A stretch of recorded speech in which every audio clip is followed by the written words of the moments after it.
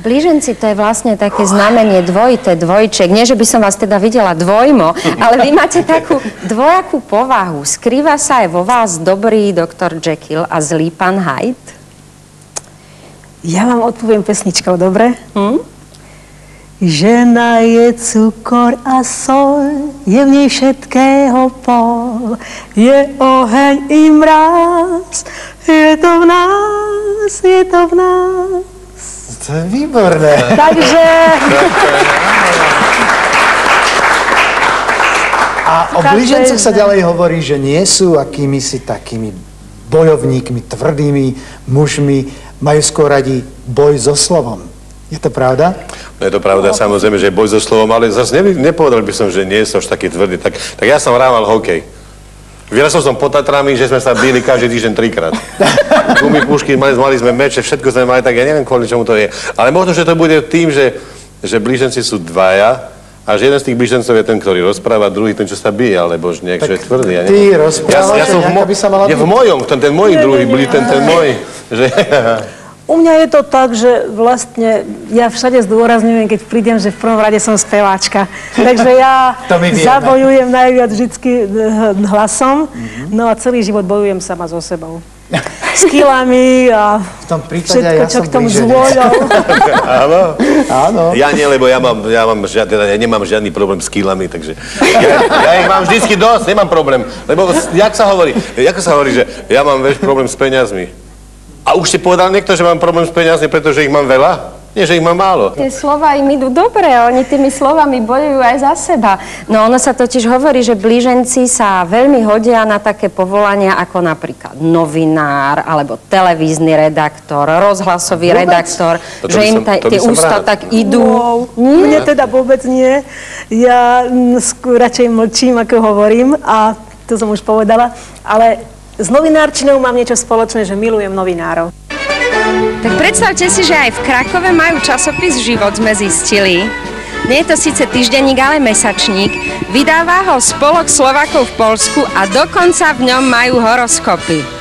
No a vy, keď ste blíženec, o vás blížencoch sa hovorí, že vy ste taký energický, originálny, plný nápadov, tak za to vás asi zvolili za toho výkonného tajomníka, nie? Tak možno, no neviem, uvidíme to o 2 roky, keď opäť budú voliť.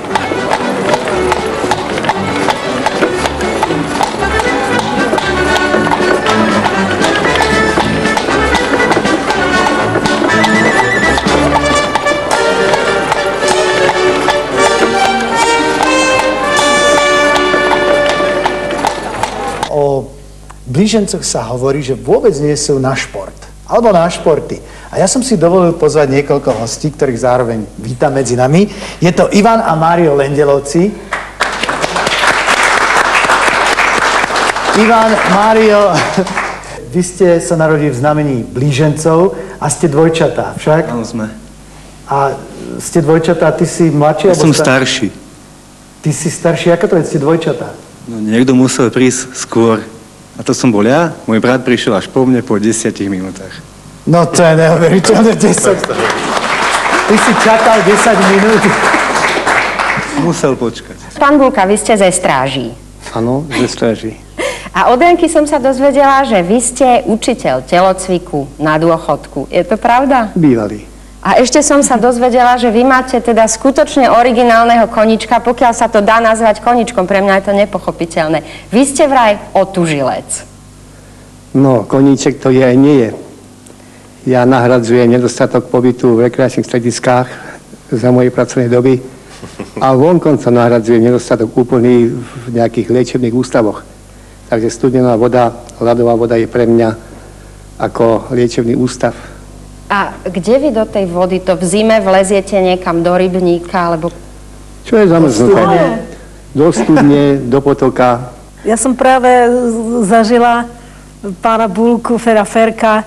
U nás v Šaštíne máme také rybník, je to, ne, pri kláštere. Rybník a proste taký ľad bol v tú zimu, myslím, že to bolo pred 2 rokmi, a on si to sám rozsekal a vhúpol do tej vody. Takže, a chytal ryby? No neviem, možno. A ako dlho tam v tej vode vydržíte? Kedy vyjdete von? Ťažko povedať, ako mám kedy náladu, poprvé. Keď je všetkým vonku, čo na vás pozerajú, zima zrejme, nie? Po druhé sa dívam po ostatných, či sa už nedrkocú, jedných strachom, druhý úžasom, tretí už pálí na mozog, áno. No a takedy musím dávať aj pozor, aby ma tam šlak netrafil. Musím dať pozor na seba. Takže vy, keď vyjdete z tej ľadovej vody, tak si asi dáte nejaký dobrý horúci čaj s rumom, nie? Samozrejme, z mrazničky, studené pivo. Ja malé. A štampelik slivovice. No to je úžasné.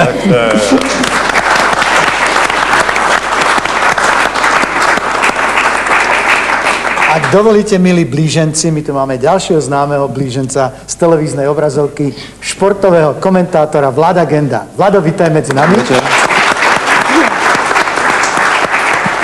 Vlado, o vás sa hovorí ďalej o blížencoch, že radi meníte povolania. Platí to aj v tvojom prípade? Tak Peter, to si teraz trafil koniec po hlavičke. V mojom prípade to platí 100%. Ja som vyštudoval Vysokú školu poľnohospodársku v Nitre. V poľnohospodárstve som pôsobil pár ročkov, ale neuspokojovala ma táto práca. Pre blížencov platí, že majú široké spektrum záujmov, nestálych navyše, ale toto platí len čiastočne u mňa, pretože šport ma baví vlastne od raného detstva a momentálne sa športu teda venujem naplno, nie síce ako aktívny športovec, ale ako športový komentátor. Ja som počul takú klebetu, že tá vaša športová redakcia, to sú vlastne samí blíženci, je to tak? Áno, je to pravda a to je vlastne porušenie toho pravidla, že šport a blíženci nejde dokopy. V športovej redakcii má toto znamenie absolútnu prevahu. Okrem mňa sú ešte ďalší traja kolegovia narodení v tomto znamení. Stano Štepán, Stano Štefánik, Viktor Blažek. No my im blahoželáme. Toľko blížencov. Ďalším našim hosťom je Karol Janotík. Je to náš nádejný kulturista, ktorý sa práve teraz pripravuje na súťaž. Slováci by ťa radi videli, čo pre nich urobíš tam na tých majstrovstvách sveta, takže je to na tebe. Takže takto, no, keďže sme sa dohodli a nie som vyznávačom nosenia spodného prádla, tak máš šťastie. No, tak radšej len ten vrch, povedzme, dobre? No a ja si myslím, že Vlado by to mohol okomentovať. Vlado, čo si myslíš? Ja myslím si, že Karolovi môžem ja osobne tie svaly iba závidieť. No, výborné. Dámy, neviem, ak sa vám páči, zatlieskajte. No, výborné. Karol si jednička. Ďakujeme.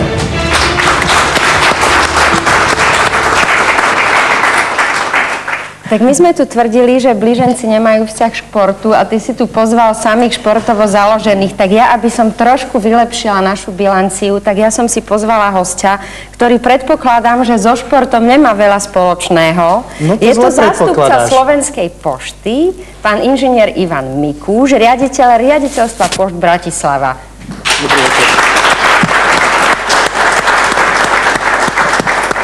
Vy nie ste športovec. Katka, tak to vás musím vyviesť z omylu, pretože ja v podstate od malička športujem, hrával som fotbal, bol som fotbalový brankár a dokonca som hrával v mužstve, i keď nebol som samozrejme taká hviezda, bol som veľmi krátko s nimi, s takými menami alebo esami, ako boli Čapkovičovci, samozrejme ja som mal 18, oni mali 30, Švehlík, Galis, Haraslín a podobní fotbalisti, takže od športu nie som ďaleko vzdialený. Ako sa môže na pošte prejavovať tá originalita a tá túžba experimentovať? Veď na pošte príde zásielka, tu treba doručiť a aké experimentovanie? Tak áno, toto je pohľad z takého laického pohľadu teda, si myslím, pretože ten poštový mechanizmus je pomerne zložitý a samozrejme aj experimenty v tejto poštovej oblasti sú veľmi potrebné. Ja počas svojho 6-ročného riaditeľovania som vykonal množstvo experimentov v rámci riaditeľstva Pošt Bratislava, ktoré sa preniesli samozrejme na celú Slovenskú poštu. Takže si myslím, že tieto experimenty sú potrebné a bez riskovania jednoducho nič nejde. A viete ale, kde je na svete najnižšie položená pošta? No, tak to som nevedel až do začiatku tejto relácie. Ale teraz už viem a možno by som to bol vydedukoval z tej vašej návštevy v Krakove.